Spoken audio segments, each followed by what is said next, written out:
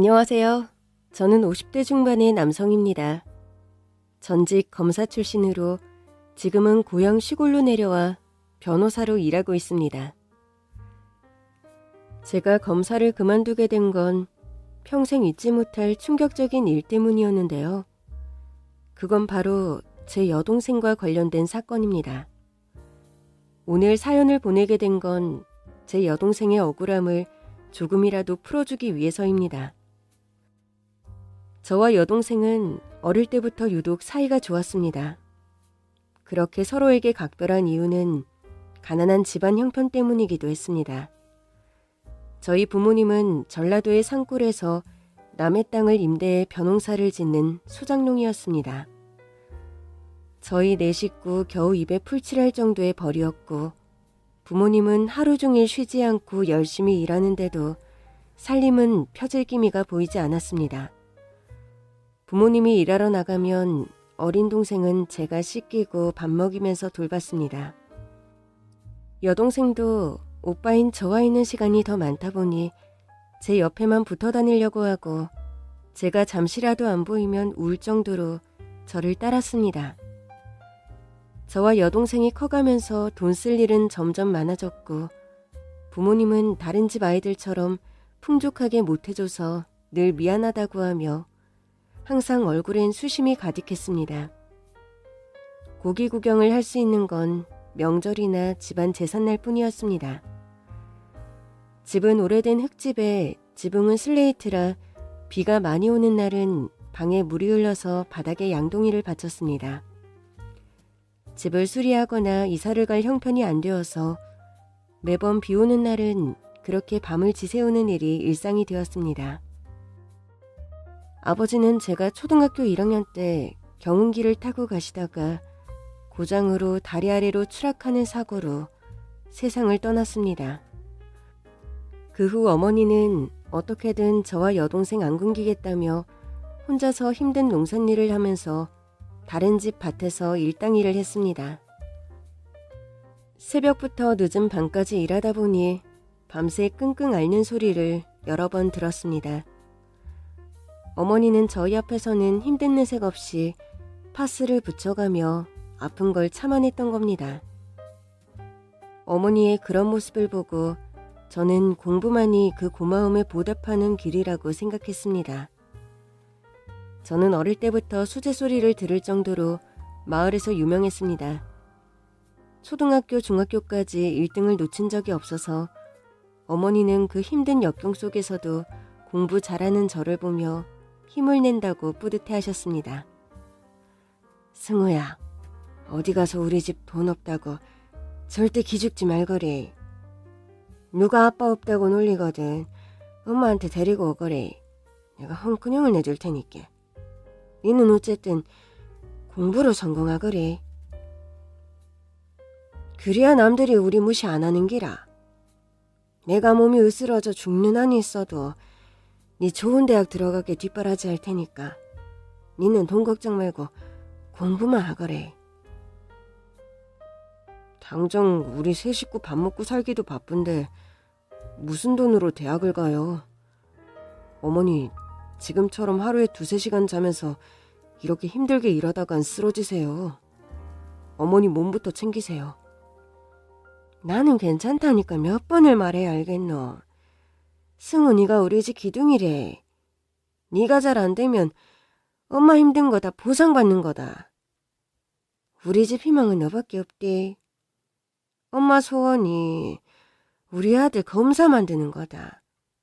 공부 잘하는 게 엄마 도와주는 거다. 명심하거래. 네, 어머니 말씀대로 검사 될게요. 검사 돼서 우리 돈도 사고 집도 사고 어머니 일 안 하시고 평생 쉬면서 돈 걱정 안 하고 살게 해드릴게요. 그래, 우리 장남 든든하대. 저는 어머니를 더 기쁘게 해드리기 위해 공부에만 전념했습니다. 그런데 고등학교에 올라가면서 어머니의 몸 상태가 안 좋아졌습니다. 어머니는 출산 후부터 조금만 무리를 하면 현기증과 두통이 종종 났었는데 요즘은 더 증상이 잦았습니다. 더운 여름엔 밭에서 일하지 말라고 제가 신신당부를 했지만 어머니는 막무가내로 40도에 육박한 찜통더위에 일을 하러 나가셨습니다. 그날은 일요일이라 여동생은 TV 보고 있고 저는 공부하고 있는데 옆집 할머니가 급하게 오셨어요. 승우야, 큰일 났대. 네 엄마가 쓰러졌대. 네? 어머니가 쓰러졌다고요? 지금 어디 계세요? 밭에 쓰러진 거 이장님이 때마침 지나가다가 발견해서 병원으로 옮겼대. 나랑 같이 가자. 유경이도 데리고 온나. 저는 할머니와 같이 여동생을 데리고 병원으로 갔습니다. 어머니는 의식 없이 응급실에 누워 있었습니다. 아이고, 이 사람아, 미련스럽게 그 더운데 일하러 와 나갔노? 이게 무슨 일이고? 엄마, 일어나, 엄마! 저는 너무 놀라서 말도 제대로 나오지 않고 눈물만 흘렀습니다. 할머니는 의사를 만나 엄마 상태를 물었고 의사는 뇌종양이라고 합니다. 상황이 이렇게 악화될 정도로 병원에도 안 가고 그 아픈 걸 어떻게 견뎠는지 대단하다며 지금 당장 수술을 해야 된다고 합니다.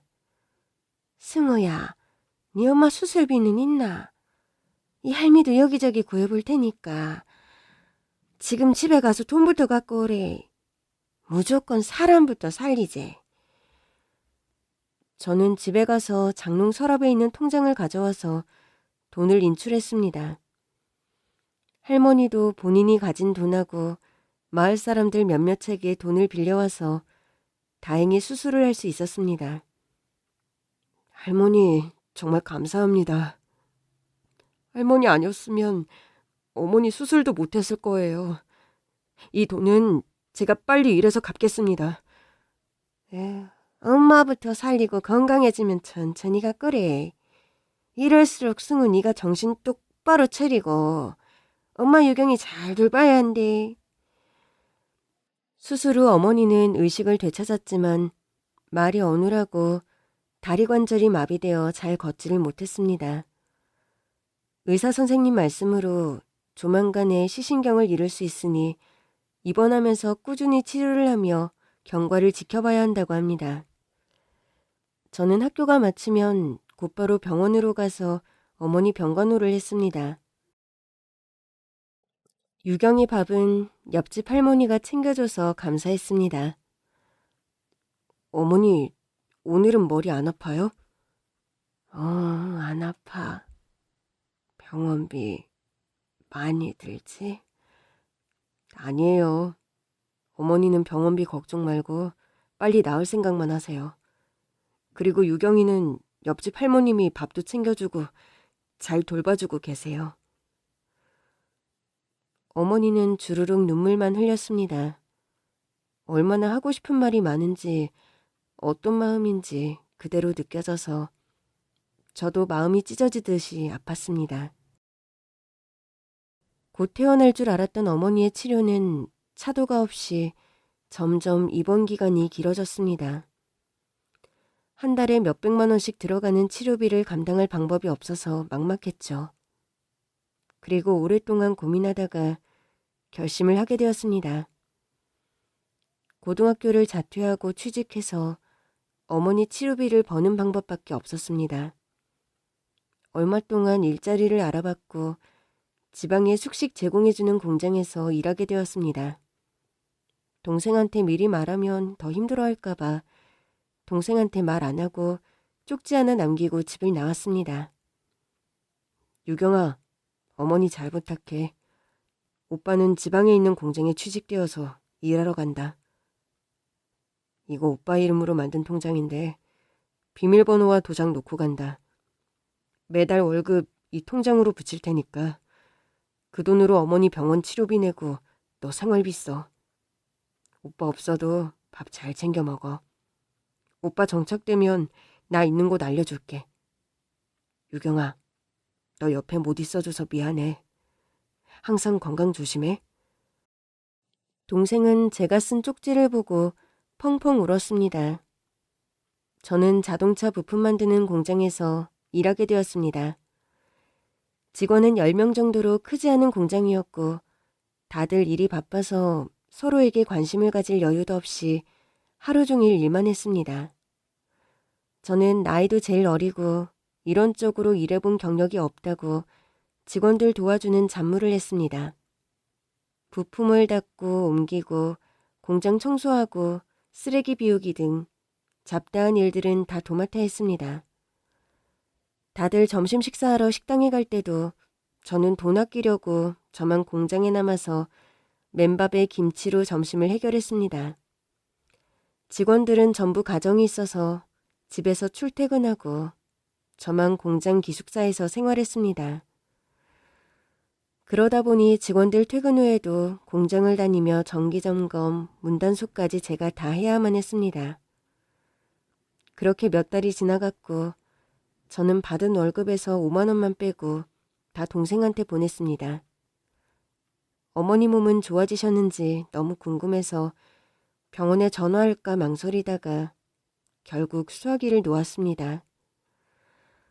제가 공부해서 검사가 되기를 원하셨던 어머니가 지금 얼마나 마음이 아프실지 당장 저보고 공장 그만두고 오라고 하실 게 뻔하기 때문이었죠. 기숙사에서 저는 매일 혼자 공부했습니다. 학교 교과서를 가지고 와서 학교 다니는 것처럼 혼자만의 수업을 했던 거죠. 대학은 못 가더라도 공부하는 게 즐거웠고 공부라도 해야 제 마음이 덜 괴로웠으니까요. 이제 겨우 19인데 내 인생이 너무 비참해서 밤새 목 놓아 운 적도 많았습니다. 그러던 어느 날 평소처럼 일하고 있는데 고등학생인 여동생이 공장으로 찾아왔습니다. 유경아, 너가 여긴 어떻게... 오빠, 내가 얼마나 찾았는 줄 알아? 왜 여기 있어? 어머니는 어떠셔? 좀 좋아지셨어? 치료비는 잘 내고 있어? 그렇게 궁금하면 연락 좀 하지. 어떻게 전화 한 통이 없을 수 있어? 엄마랑 나랑 얼마나 걱정했는지 알아?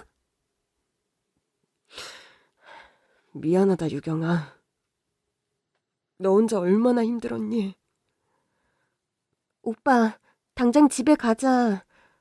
오빠 집 나가고 엄마 밥 한 술도 안 먹고 매일 울기만 하셔. 엄마 때문에 오빠 인생 망쳤다면서 어떤 날은 치료도 거부하고 퇴원하겠다면서 소란을 피우기도 했어. 오빠가 돈 많이 벌어다 주면 엄마가 좋아할 줄 알았어? 엄마가 지금 버티고 살 수 있는 건 바로 오빠 때문인 거 몰라? 공부 잘하는 오빠, 앞으로 검사되는 것만 바라면서 그렇게 힘든 치료도 이겨내시는데 오빠가 공부를 포기하면 엄마한테도 살아갈 희망이 없어진 거라고. 엄마 지금 몸이 많이 안 좋으셔. 뭐? 몸이 안 좋으시다고? 의사 선생님이 곧 마음의 준비하라고 하는데 난 너무 무서워. 그래서 옆집 할머니한테 오빠가 갈 만한 데 찾을 수 없냐고 알아봐 달라니까 감나무 아저씨가 오빠가 일자리 부탁해서 알아봐 줬다고 하더라고. 그래서 부랴부랴 오빠 찾아왔어. 빨리 오빠가 가야 엄마가 살아. 어머니가 위독하다는 말에 머리가 새하얘졌습니다. 눈물이 하염없이 흘렀고 정신없이 뛰어서 병원으로 갔습니다. 어머니, 저 승우예요. 어머니 얼굴이 왜 이렇게 안 좋아지셨어요? 승우라고? 우리 아들? 어머니는 제 볼을 만지며 오열을 했습니다. 제가 어머니 곁에 있어야 하는데 어머니 마음 아프게 해서 정말 죄송해요. 가지 마. 대학 가서 검사. 엄마 소원이야. 네, 그럴게요. 어머니 소원 꼭 들어드릴게요. 오빠, 나 학교 자퇴했어. 내가 오빠 대신 엄마 치료비 벌 테니까 오빠는 다시 공부해서 대학 가. 엄마도 그걸 바라고 있으니까 돈 걱정은 말고 공부만 해. 미안하다, 유경아. 오빠가 나중에 다 갚을게. 너 평생 힘든 일 없게. 오빠가 다 지켜줄게. 정말? 오빠가 나 지켜주는 흑기사 돼주는 거야? 나쁜 사람들 나 못 건드리게 오빠가 검사 돼서 다 혼내줘. 저는 다시 복학을 했고 어머니는 제가 온후로 병세가 많이 좋아지셨습니다.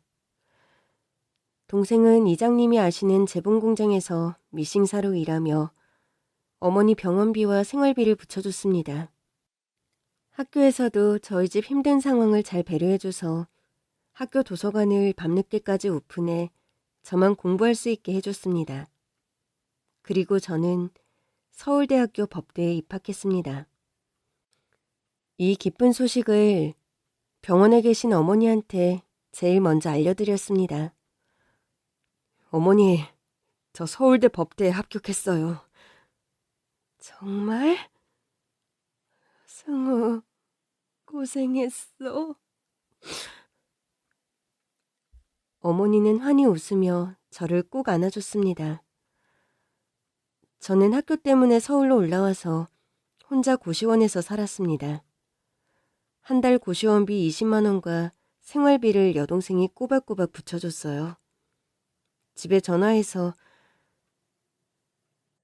유경아, 오빠가 면목이 없다.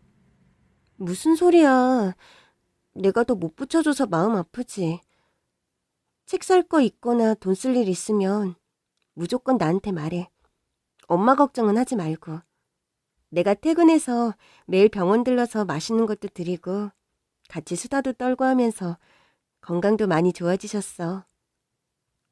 어머니 좋아지셨다니 오빠도 마음이 좋네. 유경아, 오빠가 성공해서 다 갚을게. 조금만 고생해. 그래, 꼭 갚아. 오빠 빨리 공부해. 나 전화 끊을게.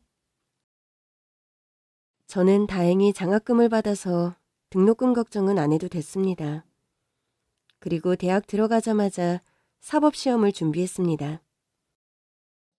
학교 수업이 끝나면 집에 와서 식사하는 시간 빼고는 오로지 공부만 했습니다. 제 머릿속엔 아프신 어머니, 힘들게 일하는 여동생 생각뿐이었습니다. 우리 가족들의 간절한 바람이 하늘에 닿았을까요? 저는 사법시험에 합격했습니다. 사법고시 합격증을 제일 먼저 어머니께 보여드렸고 어머니는 병원 병실마다 돌아다니면서 입원 환자들에게 자랑하며 좋아하셨습니다. 어머니가 이렇게 행복해하며 환히 웃는 모습은 처음 봤습니다. 그리고 2년 후 사법연수원을 졸업하면서 저는 검사가 되었습니다. 병원에 갔을 때는 어머니는 기력이 없으신 채 겨우 눈만 떠서 저를 바라봤습니다. 어머니 소원대로 저 검사 됐어요. 많이 기쁘시죠? 어머니는 말씀을 못하신 채 고개를 끄덕이며 미소를 지었습니다. 그리고 제 손을 잡아주시며 어머니는 그날 편안히 저희 곁을 떠나셨습니다. 어머니가 행복해하는 그 마지막 모습을 잊을 수가 없습니다. 저는 지방검찰청에서 근무하면서 밤낮 없이 정신없이 바빴습니다. 몇 달간 일한 월급이 꽤 많이 모여서 당장 여동생 공장일부터 그만두게 했습니다. 유경아, 이제 오빠 돈 잘 버니까 너 공장 그만두고 대학교 가. 오빠가 너 등록금 대줄 능력은 돼. 항상 말했지? 오빠가 꼭 갚겠다고. 맞아. 검사 오빠 뒀는데 뭐가 걱정이야? 오빠 말대로 나 열심히 공부해서 대학 갈게. 여동생도 어릴 때부터 공부를 잘했던 터라 빨리 뒤처진 공부를 따라잡을 수 있었습니다. 그리고 제가 있는 서울에서 대학을 다니고 싶어 했고 고려대에 합격했습니다. 저는 동생과 같이 지낼 전셋집을 구했고 대학 등록금도 제 월급으로 충분히 감당할 수 있었습니다. 동생은 아르바이트하며 등록금을 벌겠다고 했으나 이제는 절대로 동생 고생하는 걸 보고 싶지 않아서 저는 온실처럼 공주처럼 동생을 각별히 돌봤습니다. 동생은 그 흔한 미팅 한 번 안 하고 아침 저녁으로 제 밥을 챙겨주고 매일 양복도 다리미로 다려주며 행복해했습니다. 난 오빠가 이렇게 양복 입고 출근하는 모습만 보면 되게 흐뭇해. 아마 엄마도 살아계셔서 이 모습 본다면 정말 행복해하셨을 거야. 야, 임마. 누가 보면 너가 내 엄마인 줄 알겠다. 오빠가 알아서 밥도 잘 먹고 할 테니까 너도 연애 좀 해. 좋은 남자 만나서 너 결혼하는 게 이 오빠 소원이다. 누가 할 소리. 오빠야말로 일만 하지 말고 제발 여자 좀 만나. 이러다 호라비로 늙을 거야? 전혀 남자를 모를 것 같던 동생은 대학 졸업하자마자 과 선배 소개로 소개팅을 해서 한 남자를 만났고 결혼을 약속하게 되었습니다. 매제는 유통사업을 하고 있었고 홀어머니를 모시며 성북동 대저택에 사는 경제적으로 넉넉한 집안이었습니다. 매제 인상도 좋고 무엇보다 돈 때문에 동생 고생은 안 시키겠다 싶어서 저도 흔쾌히 결혼을 승낙했습니다.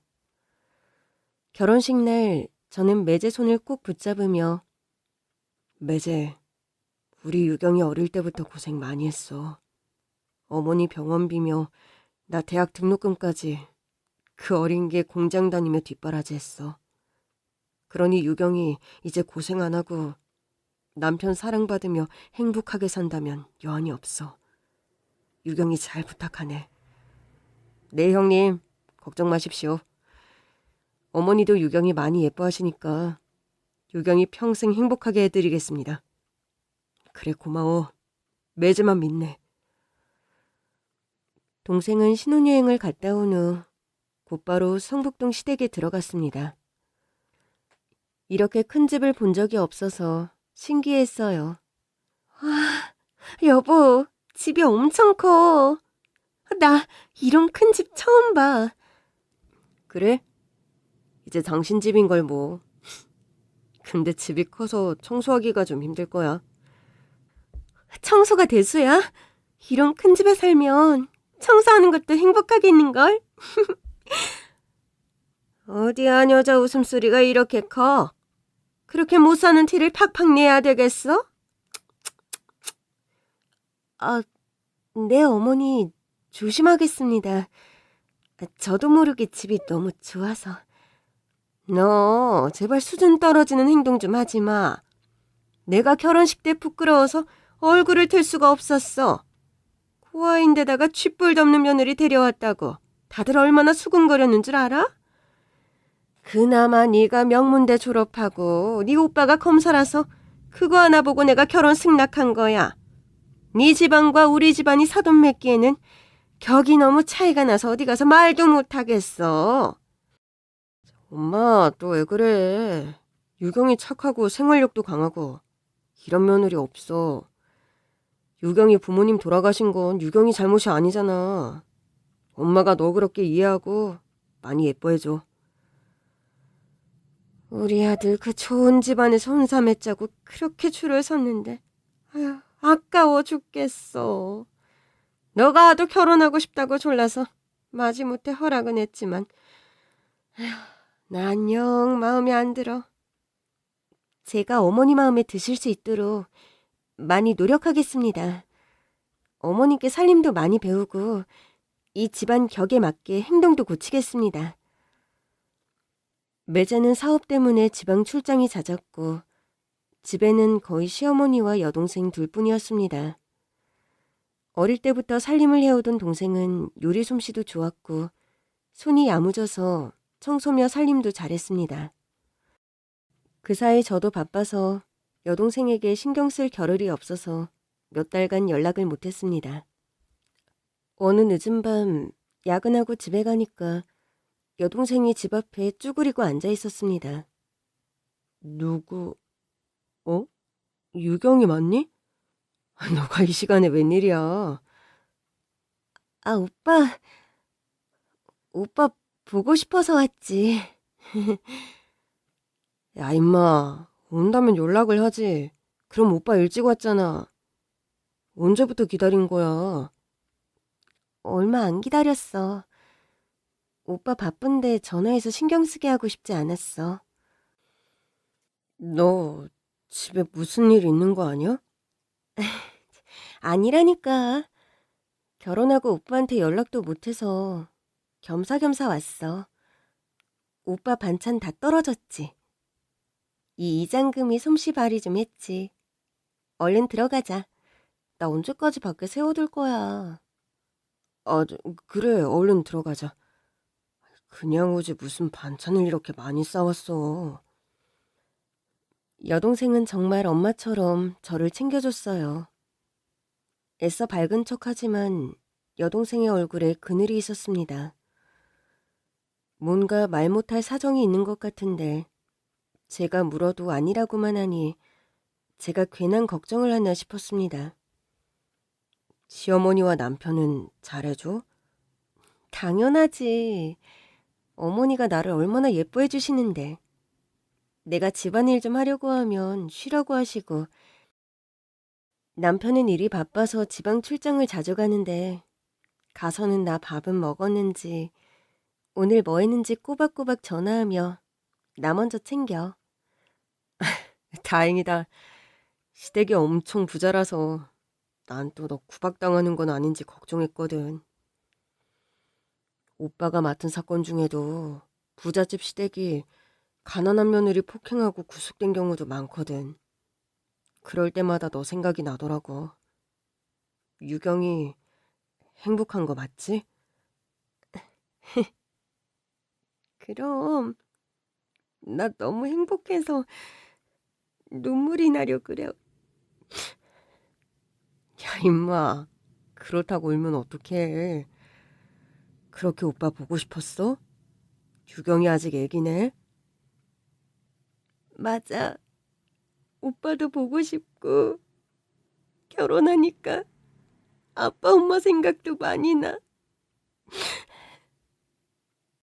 그날 제 여동생의 표정을 잊을 수가 없습니다.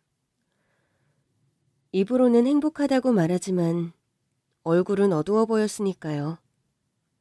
얼마 후 여동생은 임신을 했고 예쁜 딸을 출산했습니다.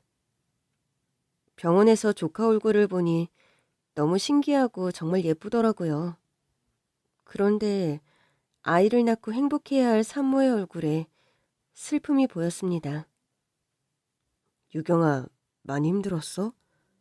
표정이 안 좋아. 어디 안 좋아? 아니야. 아들이면 좋았을걸. 뭐? 그게 무슨 소리야. 애 듣겠다. 이런 예쁜 공주님 앞에서 무슨 그런 말도 안 되는 소리를 하는 거야. 미안해, 오빠. 나도 내가 왜 이러는지 모르겠어.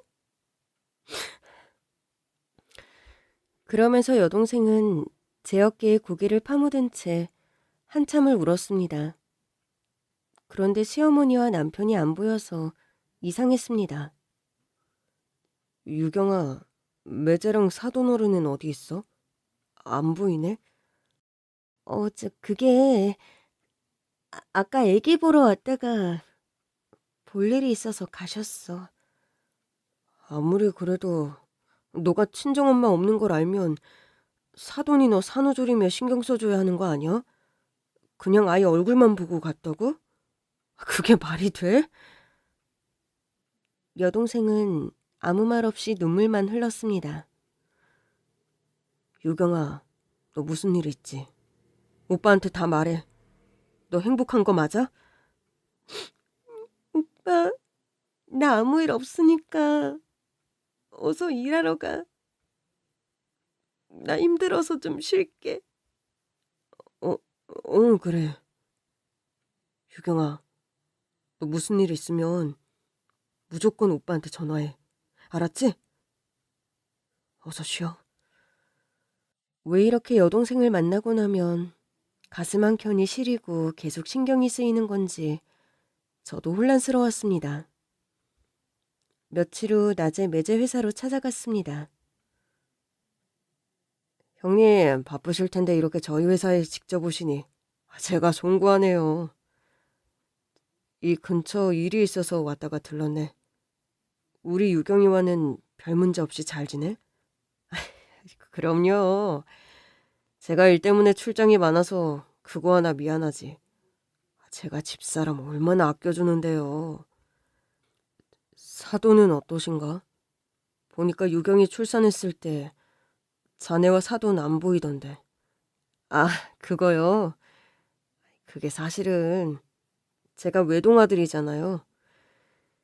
저희 아버지도 외동이고 집안 대대로 아들이 귀하거든요. 제가 5대 독자라 어머니는 아들 낳기를 바랬거든요. 절에도 다니고 아들 낳는다는 한약도 지어 먹이고 그렇게 유경이한테 지극정성이었는데 딸이라는 거 알았을 때부터 많이 서운해하셨어요. 그래서 출산했을 때도 기분이 안 좋으셨는지 금방 나가셔서 저도 어머니 기분 달래주러 같이 나간 거고요. 아니, 요즘이 무슨 조선시대도 아니고 딸아들이 뭐가 중요해. 사돈 너무하신 거 아니야? 하늘이 내려준 생명인데 어떻게 그럴 수 있어? 그러게요. 저도 어머니께 화도 내보고 제 딸이니까 신경 쓰지 말라며 모진 소리도 했어요. 그러니 어머니 마음이 좀 누그러진 것 같더라고요.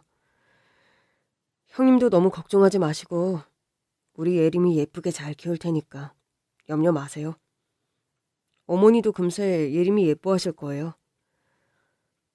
그래, 자네만 믿네. 우리 유경이와 조카는 자네가 잘 돌봐줘. 여동생이 그날 병원에서 왜 그렇게 슬픈 표정을 지었는지 이제야 알게 되었습니다. 그렇게 2년이 지났고 다행히 여동생은 별 문제 없이 잘 지내는지 전화 통화할 때마다 목소리가 밝았습니다. 유경아, 너 목소리 밝으니까 좋네. 이번 주말에 부모님 기일에 김서방이랑 같이 오는 거지?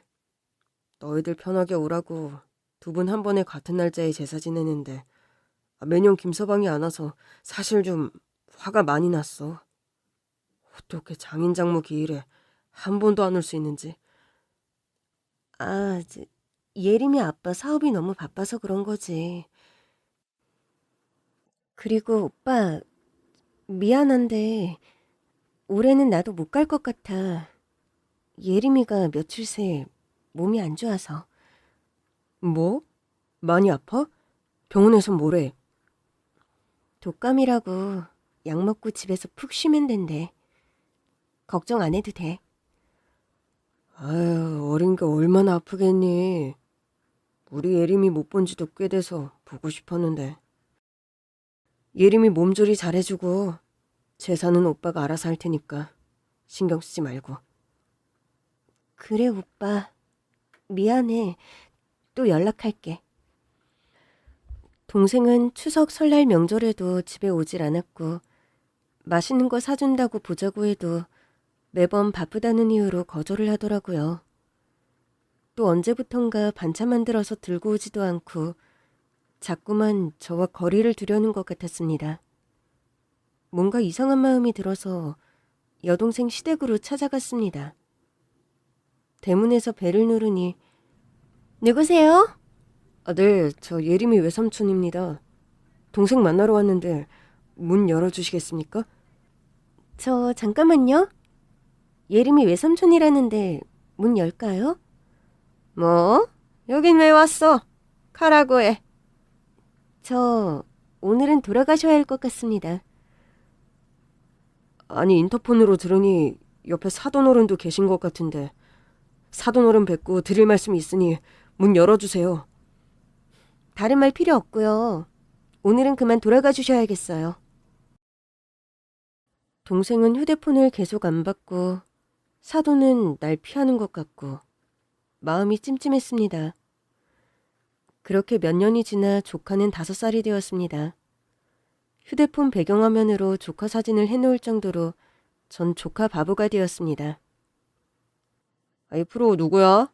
2% 빼다 박았어. 숨겨놓은 딸이라도 되는 거야? 아이 결혼도 안 한 총각이 애부터 나온 건가? 정말 나 닮았어? 숨겨놓은 딸이면 나도 참 좋겠는데. 여동생 아이야. 너무 예쁘지? 에이 이제 2%도 나이도 있는데 언제까지 조카만 끼고 있을 거야. 결혼해야지. 내가 소개팅 해줄까? 됐어. 최 프로 결혼해서 잘 사는 거 보면 나도 솔직히 부러운데 아직 내 마음속엔 온통 여동생과 조카밖에 없어. 부모님 없이 결혼 생활하는 거 얼마나 힘들까 싶고 항상 옆에서 보살펴주고 싶어. 하루는 재판이 끝나고 휴대폰을 켜자 부재중 전화가 20통이나 왔습니다. 발신자는 모두 여동생이었어요. 전화한 시간보다 3시간이나 지났는데 무슨 일이라도 있는 건지 아닌 건지 심장이 벌렁벌렁 뛰더라고요. 유경이니? 너 전화했었어? 오빠가 재판 중이어서 전화를 못 받았어. 무슨 일이야? 20통이나 하고. 뭐 급한 일이 있는 거지? 무슨 일은... 아니야, 오빠. 예림이한테 휴대폰 줬더니 잘못 눌려져서 그런 거야. 바쁜데 얼른 일해. 걱정하지 말고. 그런 거였어? 난 또 뭔 일 있는 줄 알았지. 너 잘 지내는 거 맞지? 그럼 시어머니 남편이 얼마나 잘해주는데. 그렇구나. 오빠 다시 일해야 돼서 그만 끊을게. 조만간 예림이 데리고 콧바람 좀 쐬. 오빠가 맛있는 거 사줄게. 다음 주 주말 좋겠다. 그래, 오빠. 다음 주 주말에 봐. 목소리가 착 가라앉은 여동생의 말투는 서늘함이 느껴졌습니다. 그리고 그게 여동생과의 마지막 통화가 되었습니다. 자기는 대학 못 가도 오빠는 서울대에 보내야 한다며 고등학교 중퇴를 하고 공장에 가 미싱사가 된 여동생이 5살 조카를 남겨두고 그만 세상을 떠났습니다. 장례식 날 엄마가 이거 외삼촌 주래요 하며 조카가 내민 일기장을 본 순간 저는 충격에 휩싸여 여동생의 관뚜껑을 열어버렸습니다. 일기장에는 상상도 못할 끔찍한 일들이 쓰여 있었습니다.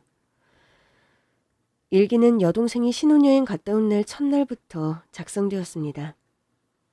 시어머니는 여동생이 가난한 집안에 부모 없는 고아라고 결혼 첫날부터 마음에 안 들어 했습니다. 요리 솜씨가 좋은 동생은 시어머니께 잘 보이려고 직접 요리를 해서 식사를 준비했는데 지금 이걸 나더러 먹으라는 거야? 이런 음식은 너네같이 못 사는 친정집에서나 먹는 거지. 하긴 뭘 보고 배운 게 없으니 수준이 이 정도밖에 안 되지. 그러면서 그 많은 음식을 쓰레기통에 내다 버렸습니다. 퇴근한 매제에게 동생이 낮에 있었던 일을 울면서 말하니까 뭐 그것 갖고 울고 그래. 우리 집에서는 엄마 말이 곧 법이야. 엄마가 싫어하는 건 절대 하지 말고 찍소리 하지 말고 살아. 그렇게 다정다감했던 매제는 결혼식을 올린 후부터 180도 싸늘하게 변했습니다. 아니, 당신 왜 이래 무섭게. 평소 당신답지 않아. 아니, 이게 내 모습이야. 그동안 내가 연기하느라 얼마나 힘들었는 줄 알아? 엄마가 손주 하나만 낳아주면 재산 전부를 물려준다고 해서 내가 급하게 아무나 하고 결혼한 거라고. 설마 내가 당신 끔찍이 사랑해서 결혼한 거라고 생각하는 건 아니지? 뭐? 내가 그 아무나야? 당신 어떻게 그런 심한 말을 할 수가 있어? 매일 나한테 꽃다발 보내고 최고급 레스토랑에서 데이트하고 명품 백에 명품 구두까지 선물 주던 거는 다 쇼였어? 아, 이제야 말이 좀 통하네. 맞아. 너는 내가 엄마한테서 재산을 물려받기 위한 장난감일 뿐이야. 그러니 무조건 아들 하나만 낳아주면 돼. 그러면 너 인생도 펴는 거라고. 지질이 궁상으로 살던 거지가 진짜 공주가 되는 거지.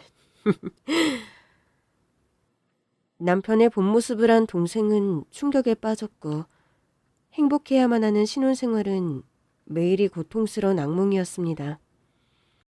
사돈어른은 술집을 하다가 단골 손님 중에 재력가인 나이 많은 남자에게 일부러 접근해 결혼을 하게 되었고 지병으로 남편이 죽자 그 많은 재산을 다 상속받았습니다. 매제는 학창시절의 깡패로 돈으로 사고 수습을 당하고 고등학교도 겨우 졸업하게 되었습니다. 성적이 안 좋아서 대학은 못 갔고 사돈이 회사 하나를 차려줬습니다.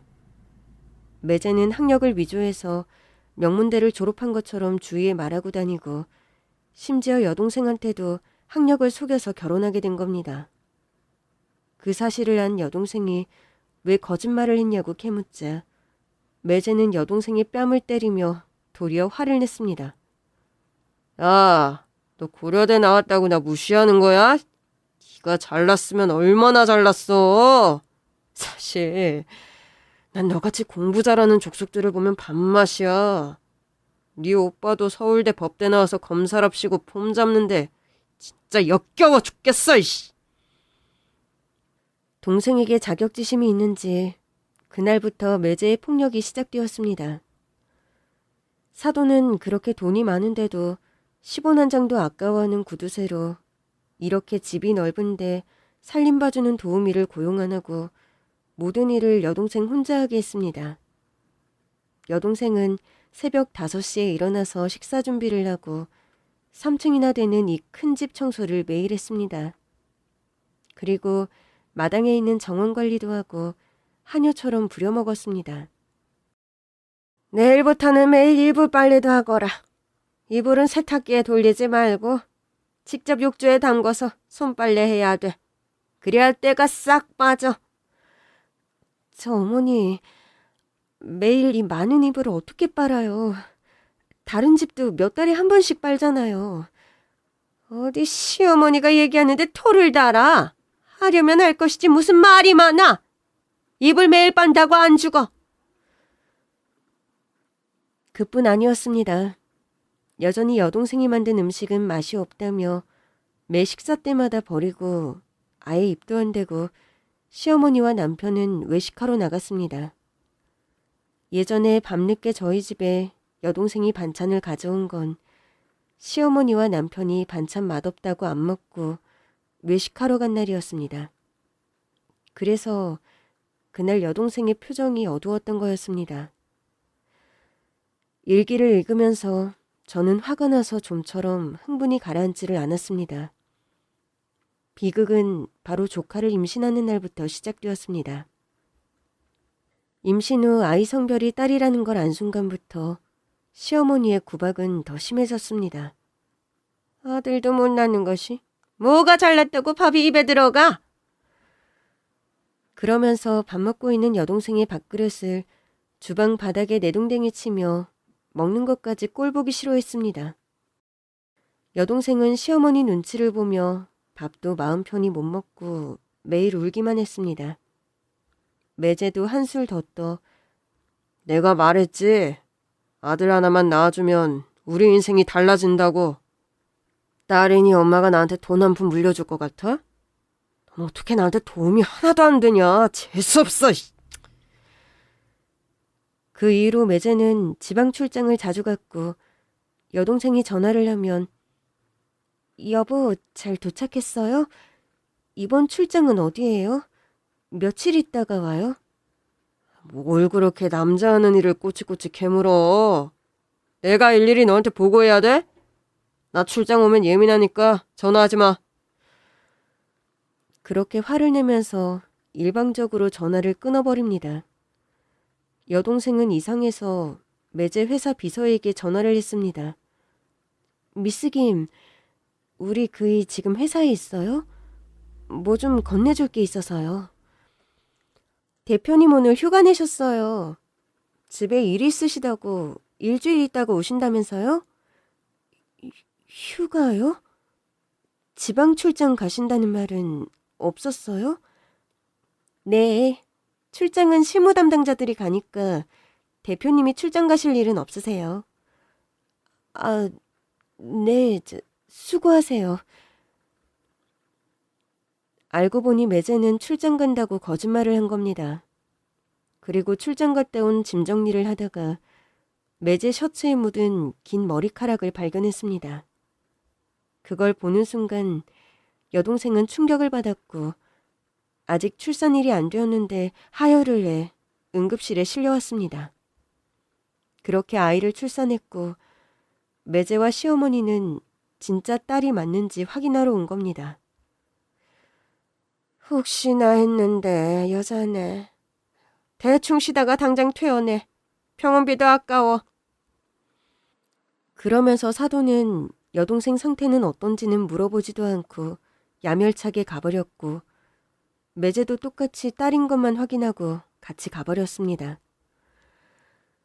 그래서 출산하던 날 여동생이 아들이면 좋았을 거라고 눈물을 글썽이던 게 이제야 이해가 되었습니다. 여동생은 산후조리도 못한 채 시댁에 와서 몸이 안 좋아 하루 종일 누워 있어야 했습니다. 그런 여동생에게 시어머니는 꾀병 부리지 말라며 그 엄동설 안에 마당에서 김장을 시켰고 여동생은 혼자서 100여 포기가 넘는 김장을 담궜습니다. 김장을 하다가 추위에 탈진해서 쓰러지자 시어머니는 바가지에 찬물을 담아 얼굴에 퍼부으며 꾀병 부리지 말라며 욕을 퍼붓습니다. 그리고 매제는 조카를 남의 자식 보듯이 전혀 애정이 없고 운다고 짜증만 냈습니다. 밤에 아이가 울어서 잠을 못 잔다고 각방을 쓰기 시작했고 여동생은 혼자서 외롭게 육아를 해야만 했습니다. 그리고 충격적인 사실은 또 하나 있었습니다. 제가 여동생 집을 찾아온 날 저와 인터폰으로 얘기한 여자는 매제의 상간녀였습니다. 매제는 골프 연습실에서 미혼인 골프 강사를 알게 되었고 출장 간다고 거짓말하면서 그 여자와 전국 해외로 골프 여행을 다녔던 겁니다. 그리고 곧 이혼할 거라고 프로포즈까지 한 상태였습니다. 그날 매제는 그 상간녀를 데리고 사돈한테 인사드리러 온 날이었던 겁니다. 뻔히 여동생이 집에 있는데 마치 여동생을 유령 취급하면서 어머니, 이 여자 누구예요? 누구긴 누구야. 고두리 병수 짝 될 사람이지. 와이프인 제가 집에 버젓이 있는데 출장 간다고 거짓말하고 바람 피운 거예요? 그래, 나 바람 피웠어. 딸 낳았으니 이제 당신 필요 없거든. 그리고 병원에 알아봤더니 당신 이제 아이 못 낳는다며? 당신 그거 알면서 엄마와 나한테 숨긴 거잖아. 숨기긴 누가 숨겨요? 여자로서 인생이 끝났다는 절망감으로 죽고 싶을 정도로 힘든데 그게 뭐가 자랑할 일이라고 떠벌리고 다녀요? 그렇다고 아들 낳아줄 여자와 바람 피웠다는 게 그게 말이 돼요? 아니, 듣자 하니 기분 안 좋네? 누가 바람 피웠다는 거예요? 병수 씨는 당신과 이혼할 거고 우리는 떳떳하게 연애한 거라고요. 얘야, 곧 이혼 진행할 거니까 넌 신경 쓰지 마. 여동생은 너무 충격을 받아서 방으로 들어가서 계속 울기만 했고 그럴 때 제가 찾아온 거였습니다. 그날 무조건 그 집에 들어갔어야 했는데 너무나 후회되었습니다. 그러면서 사돈과 매제는 행여나 여동생이 검사인 제게 이런 얘기를 할까봐 방에 감금하고 바깥 출입을 못하게 한 겁니다. 그래서 부모님 기일이며 명절에도 못 왔던 거였습니다. 그렇게 힘들었으면서 저한테 힘든 내색을 전혀 안 하고 문제없이 잘 산다고만 말했던 거였습니다. 그 후 사돈과 매제는 이혼 서류를 들고 와서 여동생에게 도장을 찍으라며 강요했고, 내가 누구 좋으라고 이혼해줘? 우리 예림이 아빠 없는 아이 만들고 싶지 않아. 나한테 했던 짓만큼 당신도 고통받게 해줄 거야. 나 죽는 한이 있어도 절대 이혼 도장 못 찍어줘. 매제는 여동생을 방에 감금하고 도장을 찍어줄 때까지 발길질과 뺨을 때렸습니다. 그날 여동생은 저한테 20번이나 되는 전화를 했던 겁니다. 생명이 위협받을 만큼 위급했던 상황이었는데 제가 전화를 못 받은 겁니다. 그때 전화만 받았더라도 동생에게 이런 끔찍한 일은 벌어지지 않았을 텐데. 저는 제 자신이 원망스러워 눈물만 났습니다. 일기장엔 여동생의 눈물이 곳곳에 배어 있었고 이 일기를 쓰면서 얼마나 괴로웠을지 그대로 다 담겨 있었습니다. 일기장을 덮으면서 저는 오열을 했습니다. 결혼해서 시어머니, 남편 사랑받으며 누구보다 행복하게 잘 살고 있는 줄 알았던 여동생이 시어머니의 구박과 남편의 불륜으로 가슴에 멍이 든 채 그 힘든 시간을 보냈다는 것이 너무나 미안하고 두 사람에게 울분이 치밀어 올랐습니다. 왜 갑자기 여동생이 세상을 떠났는지, 무슨 일이 있었던 건지 전혀 알 수가 없어서 답답했습니다. 저는 이 사건을 자초해서 관할 경찰서의 협조로 사돈과 매제를 신문했습니다. 지금은 이우경 씨 살인 사건의 참고인 조사로 두 사람 여기 온 거니까 개인적인 호칭은 생략하겠습니다. 김병수 씨, 최옥자 씨, 사건이 일어나던 10월 7일 밤 10시에 집에 있었다고 하셨죠? 뭐하고 있었나요? 그냥 난 TV 보고 있었다고 몇 번을 말해요. 그럼 며느리가 어떻게 갑자기 죽은 거예요? 걔가 원래 몸이 좀 약해서 픽픽 잘 쓰러져요. 그날도 혼자 있다가 쓰러져서 뇌진탕으로 죽은 거잖아요. 의사가 말했잖아요. 뇌진탕이라고. 난 방에 있어서 아무것도 모른다고요. 김병수 씨는 뭐하고 있었어요? 저는 사업 때문에 사람들과 늦게까지 술 마시고 밤 11시인가 집에 들어갔어요. 근데 애기 엄마가 혼자 거실에 쓰러져 있는 거예요. 얼마나 놀랐던지.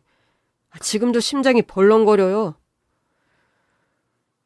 근데 두 사람, 며느리이고 아내인 사람이 죽었는데 전혀 안 슬픈가 봐요. 장례식 때부터 지켜봤는데 전혀 울지를 않네요. 왜? 죽이고 싶도록 미웠나요? 뭐? 형님, 그게 무슨 소리예요? 저한테도 소중한 사람이었다고요. 제가 사랑한 사람이고 아이 엄마인데 아이 때문에 억지로 참고 있는 거라고요. 맞아요, 사돈. 우리 병수가 아이미한테 얼마나 잘했다고요. 우린 아무 잘못 없어요. 그래요? 김병수 씨 사기 전과 폭력 전과가 있던데 학력도 속여서 결혼했고 이제 그 가면 벗어. 내 앞에서 연기하지 말라고. 나 폭발하기 일보 직전이니까 겨우 참고 있거든? 우리 유경이 때리고 감금하고 폭언해. 그리고 바람까지 피우셨던데. 너 진짜 인간 말종이더라고. 사돈 말이 너무 심하네. 우리 병수가 그랬다고 며느리가 말하든가요? 그거 완전히 거짓말이라고. 개사이코야. 이봐요, 최옥자 씨. 딸 낳았다고 사람 취급도 안 하며 밥 먹던 밥그릇을 바닥에 내동댕이 치질 않나. 그 엄동설안에 애 낳은 지 며칠 됐다고 김장시키고 아들 상간녀를 데리고 와서 며느리라고 소개해? 당신도 똑같아. 어떻게 그걸. 유경이 일기장에 다 쓰여 있었어. 이거 다 법적 증거로 채택되니까 내가 당신들 가만 안 둬. 그럼 애기 엄마 죽은 날은 아무 증거도 없고 우린 그날 진술 다 했고 혐의 없잖아요. 무고한 시민 잡아놓고 이게 뭐 하는 거냐고. 당장 안 풀어줘? 아, 그 증거? 빨리 보여주면 재미없잖아. 저는 여동생의 유품으로 건네받은 휴대폰을 보다가 결정적인 증거를 찾았습니다. 바로 사건이 일어나던 그날의 일이 휴대폰에 고스란히 녹음이 되어 있었습니다. 음성 파일을 트니 얼른 이혼 도장 찍으라고. 왜 이렇게 말을 안 들어? 이씨. 너가 이혼해줘야 평수가 새 장가 갈 거 아니야? 누구 좋으라고. 절대 이혼 안 해줘. 그리고 나 당신 불륜한 증거들 나한테 폭력 쓴 거 병원에서 진단서 다 끊어서 다 모아놨으니까 상간녀한테 소송 걸고 당신은 경찰서에 신고할 거야. 뭐? 이게 미쳤어? 그러면서 매제는 동생 뺨을 때렸고 동생이 매제에게 달려들자 사돈이 동생을 밀쳐 바닥에 넘어져 머리를 다친 겁니다. 동생이 머리에 피를 흘리고 움직이지 않자 평수야, 얘 죽은 거야? 우리 어떡해? 아이, 재수없게. 엄마 정신 차리고 내 말 똑바로 들어. 내가 119에 신고할 거니까 우린 이 죽음과 아무 상관없는 거야. 엄마는 TV 보고 있었다고 말하고 난 술 마시고 늦게 들어왔다고 할 거야. 그렇게 알리바이를 만들어야 우리가 살 수 있어. 두 사람이 나간 후 녹음 파일에는 여동생의 목소리가 아주 희미하게 들렸습니다.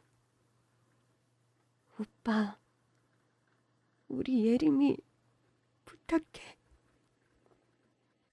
그렇게 녹음 파일은 여기서 멈췄습니다. 두 사람은 결정적인 증거 앞에서 아무 말도 못하고 울면서 자포자기했습니다. 사돈은 과실치사, 매제는 상해죄로 구속되었습니다. 저는 그 일이 있은 후 한동안 충격으로 일을 쉬었습니다. 그 후 조카를 친자식으로 입양했고 전라도 제 고향으로 내려와 작은 변호사 사무실을 개업했습니다. 제 여동생처럼 고통받는 사람이 없도록 약자의 편에서 변호를 하고 있습니다.